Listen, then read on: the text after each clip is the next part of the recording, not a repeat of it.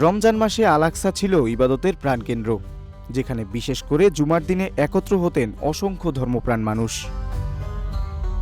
২৮ ফেব্রুয়ারির পর অঞ্চলটিতে নিরাপত্তাজনিত পরিস্থিতির পরিবর্তন ঘটে। ইরানের বিরুদ্ধে ইসরায়েল যুক্তরাষ্ট্রের সামরিক অভিযানের প্রেক্ষাপটে জেরুজালেমের পুরনো শহর ও সংলগ্ন ধর্মীয় এলাকায় প্রবেশে কঠোর নিয়ন্ত্রণ আরোপ করা হয়, যার ফলে ঐতিহাসিক এই প্রাঙ্গণে আগের মতো সমাগম আর দেখা যায়নি।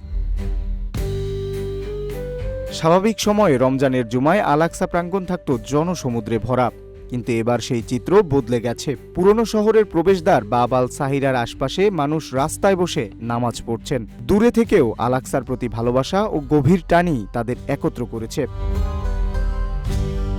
১৯৬৭ সালের পর প্রথমবারের মতো আল-আকসা মসজিদে এমন কঠোর নিয়ন্ত্রণ আরোপ করা হয়েছে। রমজানের আগে থেকেই মসজিদে প্রবেশে বিধিনিষেধ জোরদার করে ইসরায়েল। রমজানের প্রথম জুমায় পশ্চিম তীর থেকে মাত্র ১০,০০০ মুসল্লিকে অনুমতি দেওয়া হয়। পুরনো শহরের প্রবেশমুখে ভিড় বাড়লেও নামাজে অংশ নিতে আসা মানুষদের কঠোর বাধার মুখে পড়তে হচ্ছে। বিভিন্ন চেকপোস্টে তল্লাশি চলছে এবং অনেককেই ভেতরে প্রবেশের অনুমতি দেওয়া হচ্ছে না বলে জানান স্থানীয়রা। মানবাধিকার সংগঠনগুলো এটিকে উদ্বেগজনক পদক্ষেপ হিসেবে উল্লেখ করেছেন।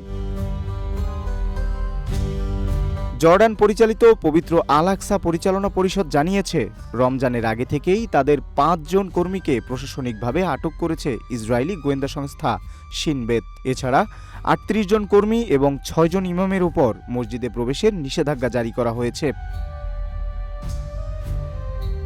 ৮টি মুসলিম ও আরব রাষ্ট্র যৌথভাবে ইসরায়েলের এই পদক্ষেপের তীব্র নিন্দা জানিয়েছে।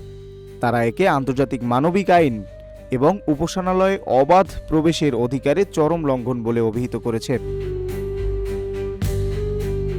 নিউজ ডেস্ক, রূপালী বাংলাদেশ।